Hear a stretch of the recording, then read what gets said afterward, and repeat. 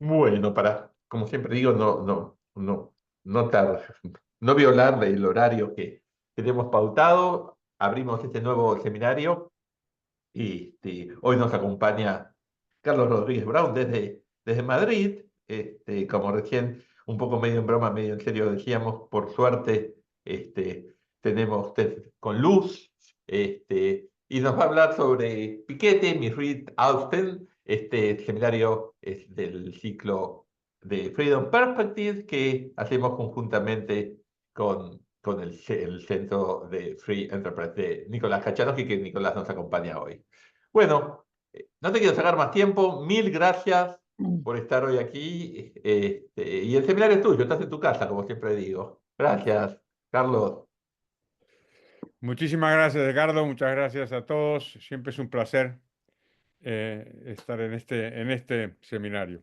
Bueno, tenemos una serie de excusas para hablar de Jane Austen, porque es su 250 aniversario. Y, y cuando apareció el libro de Piketty, El Capital en el siglo XXI, esto fue un fenómeno verdaderamente extraordinario, ¿no? Extraordinario porque vendió millones de ejemplares de un libro que tiene como 650 o 700 páginas. Es verdaderamente larguísimo. Y para los que tienen paciencia de aguantar un libro que es bastante abstruso, tiene alguna ventaja.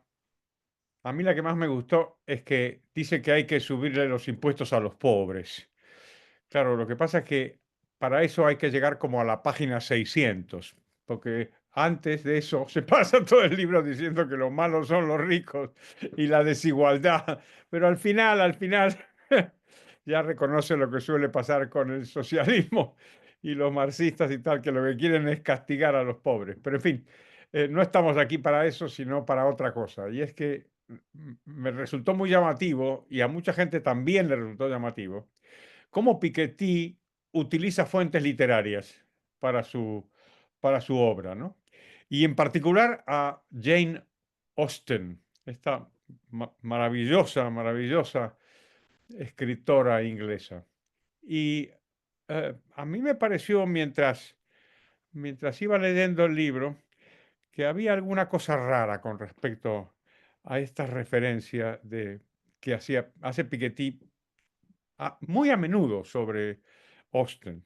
También de otros autores, pero especialmente de Jane Austen. Bueno, a algunas personas les pareció llamativo que un economista recurra a la literatura para ilustrar o sostener sus argumentos. Esto porque no se han leído a Adam Smith, claro. Adam Smith utiliza muchísimas fuentes literarias y cualquiera que haya leído la teoría de los sentimientos morales, pues reconocerá esto, ¿no? Que Smith era lector de literatura y desde luego las obras de Racine, por ejemplo, o de Voltaire son eh, citadas a menudo en sus obras, ¿no?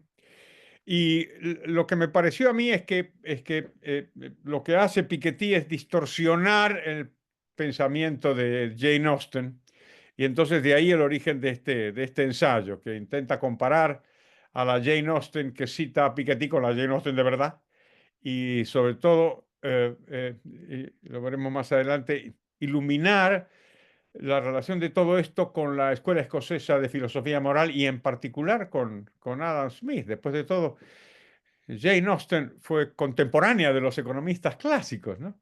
Escribió después de la muerte de Smith, claro, pero tampoco muchos años después, y era contemporánea completamente de Ricardo y de Malthus y de Say y de todos ellos, ¿no? ¿Qué es lo que hace Piketty con Jane Austen? Dice que Jane Austen refleja en sus obras la economía real y la sociedad real de Gran Bretaña, ¿no? Y muy particularmente pone énfasis en, eh, eh, en la primera de las novelas de Jane Austen, quizá una de las más famosas, que apareció en 1811 y que es Sentido y Sensibilidad. Y yo entiendo que ponga mucho énfasis en esta novela, sobre todo por ese comienzo tan tremendo, ¿no? Donde John Dashwood y Fanny reciben una herencia y deciden excluir a sus hermanas, ¿no? Incluso hace una alusión no muy agradable Piketty sobre la vida personal de Jane Austen, diciendo que a ella le pasó pues como a los protagonistas de la novela y que se quedó soltera y tal. Estas cosas no encajan con la realidad en absoluto. Jane Austen sí que se quedó soltera, pero no porque no hubiera tenido propuestas matrimoniales. De hecho, está documentada una de ellas que tuvo en 1802 de un personaje que parece de una de las novelas de Austen, porque era un rico heredero, y la aceptó primero y después la rechazó, ¿no?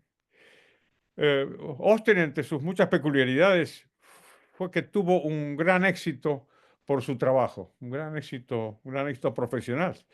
Y por desgracia no lo pudo disfrutar porque murió en 1817, eh, cuando Ricardo publicó sus Principios de Economía, y tenía apenas 41 años, ¿no? Entonces la idea de que le interesa a Piketty decir, bueno, según Jane Austen, el mundo es una gigantesca, petrificada y completamente inevitable desigualdad. Esto más o menos lo matiza, pero en esencia tiene que repetir esta idea, ¿no? De que el mundo no cambia, ¿no? Y que en realidad uno no puede hacerse rico más que heredando y no trabajando. Y en sus dogmas aparecen una serie de fantasmas, hablando de literatura. Los fantasmas de Piketty son su gran aversión al capitalismo norteamericano, esa sociedad móvil por excelencia y que una y otra vez la izquierda pinta como si fuera inmóvil, ¿no? Como si no tuviera el famoso ascensor social, ¿no? Pues tiene un odio cerval al capitalismo norteamericano, salvo a Roosevelt, a Franklin Roosevelt, como tantos otros izquierdistas lo adora Piketty, ¿no? Eh, y y, mm, la- dice Piketty, para ilustrar esto que os digo, dice, los héroes de Jane Austen nunca se plantean trabajar. Lo único que cuenta para ellos es el tamaño de su propia fortuna, adquirida por herencia o por patrimonio. Esta imagen de una sociedad paralizada tiene más que ver con la habitual propensión antiliberal de negar, digamos, cualquier posibilidad de mejora colectiva asociada al capitalismo. Tiene mucho más que ver con eso que con la evidencia empírica. La evidencia empírica y es, y es una muestra de lo que se llama la ley de Spencer. No sé si alguna vez os he comentado que con mi amigo Julio Segura publicamos un diccionario, que es el diccionario epónimo de economía, es decir, todos estos fenómenos económicos que tienen el nombre de alguien, ¿no? Y ahí ponemos la definición de la ley de Spencer, ¿no? Que es cuanto más mejoran las cosas, más arrecian las protestas sobre su empeoramiento. Esto es sumamente interesante. Nunca en la vida se ha hablado tanto de pobreza y de desigualdad en el mundo y nunca ha habido pues, menos pobreza y también menos desigualdad. Pero esto nos lleva a otro camino, ¿no? Es interesante lo que dice porque hablando del horizonte de la economía, en realidad la mayor parte de los economistas clásicos pensaron que el crecimiento, que era lo que estaban viendo, esto que estaban viendo, pensaron que se iba a terminar. Y desde Smith hasta Ricardo y por supuesto John Stuart Mill y por supuesto Karl Marx, todos pensaron que el crecimiento se iba a terminar. Jane Austen, no sé si es porque no era economista, pero es mucho más cautelosa, ¿no? Y lo que hace es percibir que la economía no está estancada y es mucho más dinámica de lo que nos cuenta Piketty. Y esto aparece en sus libros, ¿no? En una de sus novelas hay una señal que siempre me ha interesado, que es un mercado que merecería más análisis del que le damos habitualmente, ¿no? En una novela que se llama Mansfield Park, la madre de Fanny, una protagonista, refunfuña, ¿no? Al subrayar la creciente dificultad que hay de conseguir buenos sirvientes, buenos empleados, empleadas del servicio doméstico. Y dice, es un milagro conservarlos durante más de 6 meses. Este es un fenómeno bien interesante, porque yo siempre les hago bromas a mis amigos historiadores económicos, cliómetras, los que hacen estadísticas. Siempre les digo que para comprobar la prosperidad de un país, en lugar de tanta estadística del Producto Bruto, lo que hay que hacer es mirar la nacionalidad del servicio doméstico. Porque la prueba irrefutable de la prosperidad de un país es que el servicio doméstico deja de ser nacional y empieza a ser inmigrante. Y esto, pues yo desde luego lo viví en España y en Argentina. En España, porque cuando llegué, ya España empezaba, llegué a Madrid hace casi 50 años, España ya era un país que empezaba a despuntar económicamente. Más o menos, para que os deis una idea, la renta per cápita de España y de la Argentina coincidieron en torno al año 1975. Y desde entonces, pues la renta argentina se derrumbó y la española se disparó, ¿no? Y uno de los fenómenos que ha pasado en España es que desapareció el servicio doméstico español, ahora es todo extranjero y muchísimo latinoamericano. Esto los viejos del lugar, los viejos argentinos del lugar lo sabemos, y es que en mi época, en los años 50, cuando yo era pequeño, yo era chico, era muy habitual en Argentina que el servicio doméstico fuera español. Y era normal que los españoles fueran trabajadores modestos, por supuesto, del servicio doméstico, pero también camareros, mozos, porteros, y esto era bastante habitual, ¿no? Bueno, aparte de las profesiones clásicas, digamos, como diría hablando de literatura estándar, rojo y negro, ¿no? Aparte de los militares y los curas, en las novelas de Jane Austen aparecen varias profesiones que tienen que ver con la clase media. Y claramente Jane Austen simpatiza con esta clase y, y no con la aristocracia y los terratenientes. ¿Qué tipo de profesionales aparecen? Pues aparecen abogados, aparecen médicos, comerciantes, algunos de ellos con bastante dinero, como por ejemplo Weston en la novela Emma. Por cierto, ahí también aparece una mujer empresaria, la señora Goddard, que dirige un internado. Y estos son personajes que muy claramente cuentan con el favor de Jane Austen y personajes que indican ese mismo dinamismo económico y social que Piketty niega, ¿no? ¿Qué tipo de valores está defendiendo Jane Austen? La prudencia, desde luego, y la sobriedad. Esto en casi todos los libros. Y el vivir por encima de nuestras posibilidades siempre es censurado, como el famoso caso de Willoughby en sentido y sensibilidad, o la señorita Churchill en Emma, o Sir Walter Elliot en Persuasión, y otros casos, ¿no? Es crítica hostina hasta el sarcasmo contra los aristócratas vanidosos y snobs, como Sir Walter Elliot en la novela Persuasión, ¿no? Que es un tipo que lee todo el tiempo el libro de la nobleza para ver sus apellidos, ¿no? También la cuestión de las mujeres, ¿no? Que Piketty las caricaturiza como si fueran unas cazafortunas, ¿no? No lo son, ¿no? Las heroínas más atractivas lo que quieren es una cosa muy razonable.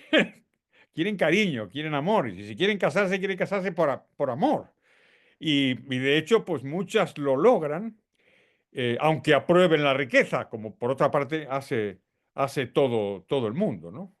Los moralistas, y ahí estoy empezando a relacionar ya a Jane Austen con Adam Smith, manejan esto con cautela. Dice, bueno, siempre hay sociedad con rangos y por supuesto es saludable, como dice Smith, que las personas quieran mejorar su propia condición y quieran enriquecerse y tal.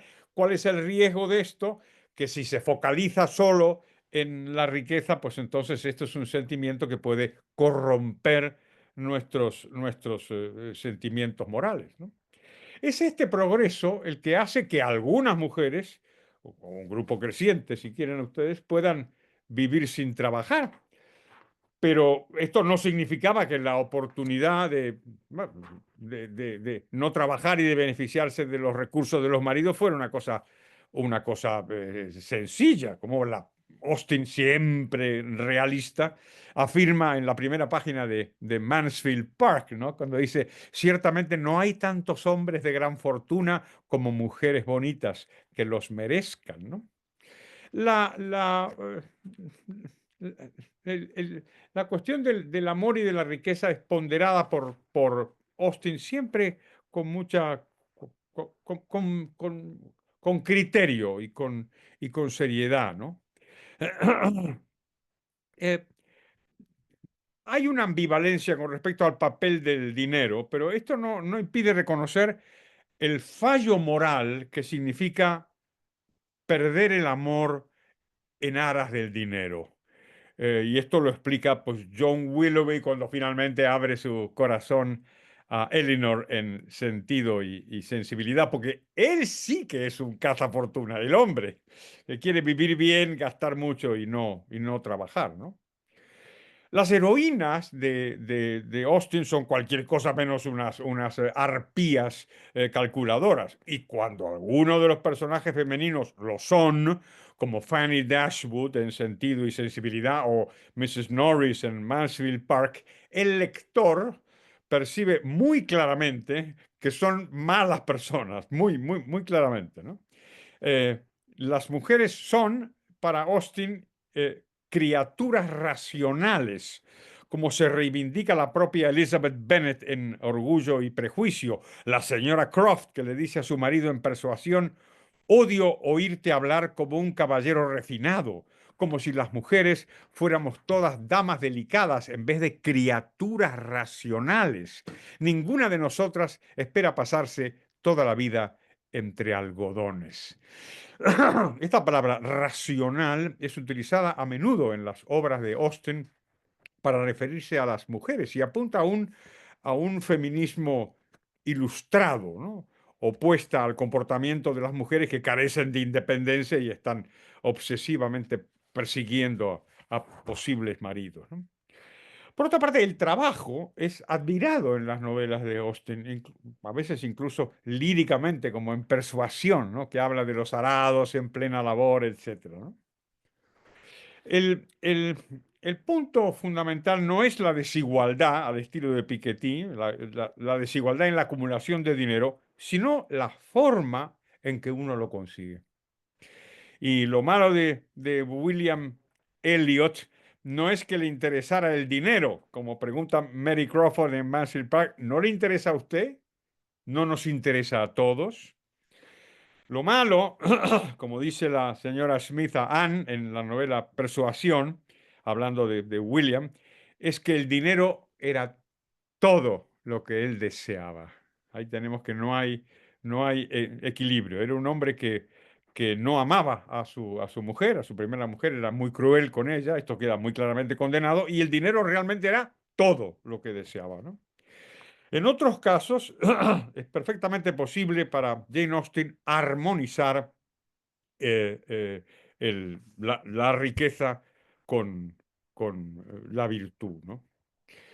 En todo lo que hemos visto hasta aquí, pues, y el matizado tributo que rinde Austen a la moderación, al realismo, al trabajo, a la responsabilidad, sus visiones equilibradas con respecto a la desigualdad a través del dinero, pues no les sorprenderá a ustedes que Jane Austen haya sido asociada a moralistas de su época, como a Shaftesbury, a Hume y en particular a Adam Smith, ¿no? Eh, entonces, eh,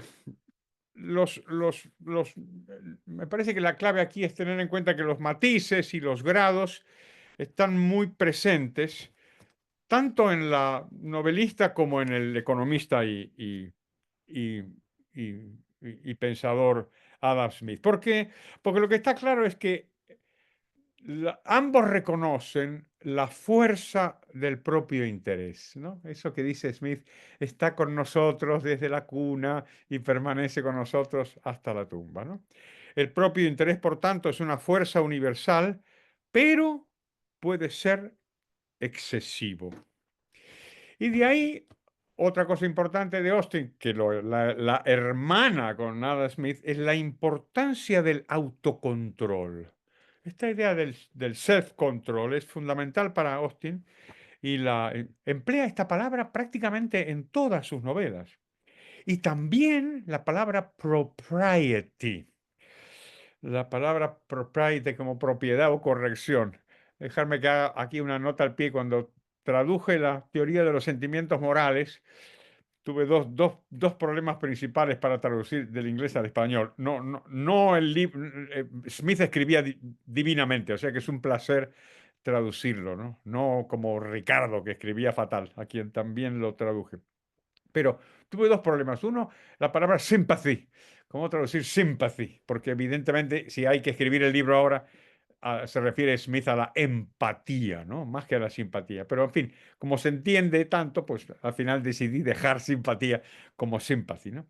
El problema más grave lo tuve con la palabra propriety, porque en la traducción es corrección o propiedad, quizá mejor propiedad que corrección, pero claro, como propiedad tiene la otra connotación en español de posesión, pensé que podía resultar confuso. Aquí tenemos, como en tantos otros ejemplos, esta cosa que decía siempre Borges y que escandalizaba a los nacionalistas, que decía que era más rico el idioma, el idioma inglés que el idioma español y que tenían más palabras para decir cosas distintas. Y en el caso obvio de la propiedad es propriety y property, ¿no? Pues el autocontrol, la corrección, la propiedad en la conducta aparece, que es la típica idea smithiana, aparece en bastantes novelas, ¿no? Eh, el héroe impetuoso, por ejemplo, nunca es un héroe para Jane Austen. Y Austen rechaza ese carácter impetuoso incluso en los héroes que claramente le resultan más atractivos, como el capitán Wentworth, ¿no? Todas las percepciones son relativas y todo está abierto a la interrogación, ¿no? Como le responde Elizabeth a Darcy, ¿no? En Orgullo y Prejuicio, le dice, la lejanía y la cercanía deben ser relativas y depender de muchas circunstancias variables, ¿no? O sea, esta visión equilibrada y proporcional es muy smithiana. Claro, la cuestión es, otra cuestión con el autocontrol y eso, y que enlaza a Austin a Smith es la presencia de la religión. Es una presencia que está bastante contenida, aunque Austen, hija de un clérigo y hermana de otros dos, eh, y cuyas novelas contienen varios personajes que son miembros de las iglesias cristianas, por lo que sabemos era una mujer creyente, ¿eh? Y Adam Smith es una especie es un deísta, como sabemos. Problema, leyó Jane Austen a Smith. La verdad es que no lo cita, pero tampoco cita a ningún otro moralista. Algunos especialistas han dicho que sí, que lo conocía, primero porque era una mujer muy culta y muy leída, y en esa época, a principios del siglo XIX, se leía muchísimo a Adam Smith, ¿no? Y aunque quizá no haya leído La riqueza de las naciones, pues si hay que apostar, yo apostaría a que sí leyó la teoría de los sentimientos morales, pero en realidad te podría defender que leyó los dos, ¿no? Una autora ha señalado que la distinción entre orgullo y vanidad que establece Austin en Orgullo y Prejuicio es muy parecida a la de Adam Smith en la teoría de los sentimientos morales. Y en cuanto a la economía y la desigualdad, hay una cosa smithiana que Piketty ignora en su libro, como he contado, y es que las personas no queremos ser iguales. Los seres humanos no quieren ser iguales. Queremos ser mejores. No solamente mejores que nuestro vecino, que también, sino mejores que nosotros mismos. Mejorar nuestra propia condición. Y esto no lo toma en cuenta Piketty prácticamente para nada. La cuestión de la movilidad social se repite en varias novelas, como he dicho, esta idea de condena a los aristócratas. Claramente no son personajes agradables para Jane Austen, ¿no? Y los aristócratas que rechazan la movilidad social, en particular cuando se trata de una mujer que se casa por amor con un hombre rico, estos aristócratas son tratados de manera muy peyorativa en las novelas de Austen, ¿no? Lo que es muy claro en los comentarios de Lady Catherine de Bourgh, que le hace a Elizabeth Bennet cuando intenta impedir el compromiso de ella con su sobrino Darcy, ¿no? En Orgullo y Prejuicio. Eh, eh, sí, hay varias pruebas sobre el reconocimiento y la celebración del cambio social. Y si no fueran suficientes, la novela Persuasión está muy clara la condena al amor al dinero sobre todas las cosas. Por lo tanto, la imagen que da Piketty no se corresponde ni con los hechos históricos y desde luego no es fiel a lo que escribió la propia Jane Austen. Las novelas se ajustan más en términos económicos a la idea de Adam Smith de que todos luchamos por mejorar nuestra propia condición, ¿no? Es algo, por cierto, que está en los dos libros de Smith, tanto en riqueza como en los sentimientos, ¿no? Y es interesante porque esto, en La riqueza de las naciones, Smith desarrolla esta idea en un capítulo, en fin, cuyo título le podría haber llamado la atención a Piketty, y es la acumulación del capital. Esto probablemente tenga que ver con que Piketty huye, casi diríamos que huye desesperadamente de la idea del capital humano.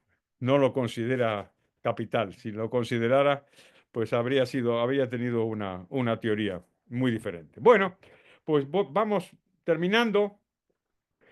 Ni Adam Smith ni Jane Austen creían en mundos perfectos y con seres humanos perfectos. Y ambos asignaron importancia a las instituciones, a los contextos, las normas, las leyes, las costumbres, y advirtieron sobre los riesgos de confiar demasiado en las capacidades y conocimientos de los hombres a la hora de abordar eh, problemas, colectivos, ¿no? Piketty pues marcha en una dirección opuesta y no atiende a la primera misión del economista que, como decía Alfred Marshall, era estudiar la actividad normal de la vida, estudiar lo que las mujeres y los hombres hacen en la vida real. En fin, en suma, yo creo que cualquier motivo es bueno para leer a Jane Austen, esta maravillosa escritora y tan perceptiva sobre cómo es la naturaleza humana. Y aunque hayamos tenido que tragarnos a Piketty, yo creo que espero que el esfuerzo haya merecido la pena para subrayar que lo que los seres humanos en una sociedad dinámica lo que tenemos son poderosos impulsos a ser pues desiguales en realidad, a ser mejores y por supuesto también a ser libres. Muchas gracias.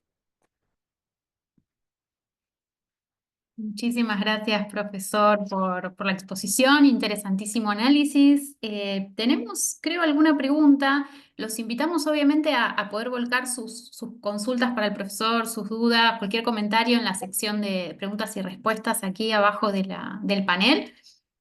Así que, por supuesto, están todos invitados a hacerlo. Profesor, le comparto una primera pregunta que nos llega. Dice, si como usted dice, los seres humanos no queremos ser iguales, sino mejores, ¿cómo se explica la persistencia de ese ideal de igualdad? ¿Y de qué forma, con qué argumentos se podría argumentar desde el liberalismo para cuestionar esa utopía? Pues yo diría que se puede refutar a los socialistas de todos los partidos. Les podemos tomar el pelo y decirles que como no respetan la propiedad privada, han usurpado la noción de igualdad. La igualdad no es una noción socialista, ¿eh? La igualdad es una noción liberal. La igualdad está indisolublemente unida al liberalismo y a la justicia. No es nada casual que la imagen de la justicia primero sea una señora, que me gusta mucho que sea una mujer, que tenga una espada porque tiene que ser firme y tenga una balanza porque tiene que ser equilibrada y una venda. La venda delante de los ojos es una noción básica de la igualdad compatible con la libertad, que es la igualdad ante la ley. Es curioso, pero esa idea originalmente estaba pensada para proteger al débil. No fuera a ser que los magistrados, al ver que está un príncipe demandando a un mendigo o al revés, tuvieran la humana propensión de inclinarse a favor del príncipe. No lo ven, ¿eh? Tienen la venda y entonces esa igualdad es profundamente compatible con la libertad y profundamente compatible con la protección del vulnerable. El socialismo usurpó esta idea, la distorsionó por completo y pasó de la igualdad ante la ley a la igualdad mediante la ley, en donde la justicia, por seguir con la imagen maravillosa de la señora, se ha quitado la venda, ¿eh? Se ha quitado la venda y nos mira. Y nos mira y atiende a todas las circunstancias. Somos ricos, somos pobres, somos hombres, somos mujeres. Y entonces de lo que se trata es de que la justicia, en lugar de tratarnos por igual, nos haga iguales. Y ese procedimiento, que es la igualdad socialista, es radicalmente antiliberal. ¿Por qué? Y porque es imposible que la justicia nos haga a todos iguales como Procusto en su lecho. Es imposible que lo haga respetando nuestra libertad. Es completamente imposible. Tiene que violar nuestra libertad. Así que no permitamos que los socialistas ni de derechas ni de izquierdas nos arrebaten el ideal de la igualdad, que no es socialista sino liberal. Fantástico, fantástica respuesta. Em, bueno, algunos comentarios agradeciendo por el análisis y bueno, simplemente comentarios hacia usted que lo conocen hace muchos años y muy encantados de escucharlo. Le comento una pregunta más que nos llega también con respecto a la exposición. ¿A qué atribuye usted el éxito internacional de Piketty, más allá de su tesis económica? ¿Qué cree que podemos aprender los liberales con respecto a su estilo narrativo o al uso de referencias culturales? ¿Y cómo podríamos construir desde esa mirada, desde una mirada liberal, una narrativa así de persuasiva? El éxito de Piketty es verdaderamente impresionante, ¿no? Bueno, siempre se puede decir que los liberales tenemos envidia de cualquiera que venda 1 millón de ejemplares. Y desde luego Claro. yo envidia no tengo porque es un sentimiento muy ruin, pero desde luego mucha admiración, ¿no? La explicación tiene que deberse a la situación de desconcierto y de orfandad en que ha quedado la izquierda en las últimas décadas, ¿no? No solamente por el acontecimiento, digamos, más visible y más patente, que es la caída del muro de Berlín y el descubrimiento innegable, ¿no?, del carácter criminal del comunismo, sino también por las crisis de la socialdemocracia, la crisis de los estados democráticos modernos. Yo recuerdo que tenía un amigo, lo tengo, que es socialista, porque nadie es perfecto, ¿qué le vamos a hacer? Y, y que se llama Carlos Solchaga, que fue ministro de Economía con Felipe González. Y cuando cayó el muro de Berlín, él escribió un artículo en el diario El País hablando de los problemas de los países nórdicos. Yo dije, qué tío más inteligente, qué hombre más inteligente. Está apartando por completo el comunismo, subrayando que los socialistas democráticos nunca tuvieron nada que ver con los comunistas y poniendo el dedo en la llaga. Lo que estaba pasando en esa época era la crisis de los welfare states, de los países nórdicos, que después se ha extendido a muchos otros países y qué es lo que explica, entre otras cosas, la aparición de fenómenos como Milley o como Trump o como otros países, y es que la gente empieza a estar cansada de la socialdemocracia, ¿no? El argumento de Piketty tiene que ver con esa situación de orfandad y porque le dio a los antiliberales una herramienta. Sí, durante muchos años, aunque esto pueda parecer un disparate, durante muchos años los comunistas dijeron que el comunismo era mejor que el capitalismo y que el capitalismo empobrecía y el comunismo no. Pero esto lo he vivido yo de joven, lo vivía joven, donde era, por cierto, bastante más izquierdista de lo que soy ahora.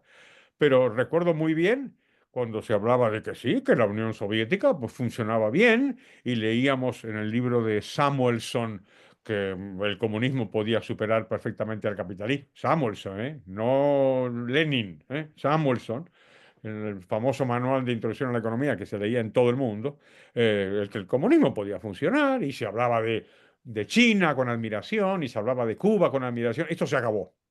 Entonces se vio el carácter completamente empobrecedor en la economía y criminal en la política, el carácter terrorífico del comunismo. Entonces, los socialistas ya no podían decir que el capitalismo empobrecía, entre otras cosas porque tras la caída del muro de Berlín y con la ola de libertad, de mayor libertad, que se desató en todo el mundo, pues cientos de millones de personas dejaron atrás la pobreza extrema. Es que no se podía argumentar. Entonces vino Piketty. Y vino Piketty con el argumento de que, bueno, sí, la pobreza, sí, más o menos se va resolviendo, pero la desigualdad. Claro, y la desigualdad resulta, pues, un argumento muy poderoso, entre otras cosas porque tampoco está muy clara a qué nos referimos, ¿no? Pero en principio pulsa, aparte de darle, como digo, a los comunistas y a los socialistas una bandera que esgrimir, pulsa la cuerda moral más importante del socialismo, la más importante y la menos confesable, que es la envidia. Yo siempre le digo a mis amigos socialistas que si no hubiera envidia, hombre, podría haber socialistas, pero sería mucho más difícil, ¿eh? Sería mucho más difícil que se extendiera el socialismo si no hubiera envidia, ¿no? Entonces, esta es una bandera muy importante que Piketty le dio a toda la izquierda. Y esto es lo que explica, porque yo no me creo que 2 millones de personas se hayan leído ese libro, no me lo creo. Pero te lo compras y lo pones en tu biblioteca. Bueno, de hecho, yo lo tengo por ahí. Está por ahí. Y entonces ya puedes decir, oye, tenemos un economista que es de ahora, es moderno, utiliza estadísticas, eso también es bien interesante. Y entonces aparece que, obviamente, y además tiene 650 páginas, o sea que tiene que tener razón, ¿no es cierto? Pues es un libro tan largo. Entonces, si lo lees, entonces ya te das cuenta que es un argumento muy flojo y la teoría es muy poco convincente. Y con el tiempo, pues ha habido mayores y mayores refutaciones. Pero bueno, la refutación académica no tiene que ver con el éxito de los autores, ¿eh? No olvidemos que las absurdas teorías de Marx fueron refutadas ya en el siglo XIX, ¿eh? Es que Bernhard Werk ya desmantela la disparatada teoría del valor de Marx antes de terminar el siglo XIX. Y sin embargo, Marx pues, siguió teniendo una enorme importancia. Así que yo creo que ahí está la clave del éxito. Es una muy buena pregunta. Y por cierto, que muchísimas gracias por los comentarios que han hecho. Me imagino que habéis puesto el paper mío a disposición, ¿no? Sí, Vale, vale. sí, sí, sí, sí Perfecto. lo hicimos. Muchísimas gracias, profesor. No sé si hay alguna pregunta más que alguien quiera compartir. Le agradecemos muchísimo por su tiempo y por la exposición. Creo que es un análisis muy valioso también poder leer cuáles son las narrativas del otro lado, que muchas veces no le prestamos la suficiente atención. Así que creo que nos ha sumado muchísimo y bueno, esperamos verlo muy pronto en algún otro seminario del centro. Perfecto, muchísimas gracias y desde luego será hasta pronto. Para mí estas reuniones son muy placenteras. Así que gracias y hasta pronto. Gracias a todos. Hasta la próxima.